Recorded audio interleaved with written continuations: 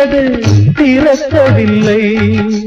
தெருக்கோடி பூஜை அது நடக்கவில்லை. தேவதையை காண்பதற்கு வழியும் இல்லை. தேன்மொழியை கேட்பதற்கு வகையும் இல்லை.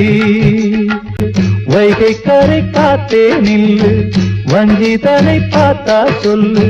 மன்னன் மனம் வாடுதென்று, மங்கை தனை தேடுதென்று. காத்தே பூங்காத்தே என் கண்மணி, அவளை கண்டால் நீயும் காதோரம் போய் சொல்லு. நீ காதோரம் போய் சொல்லு.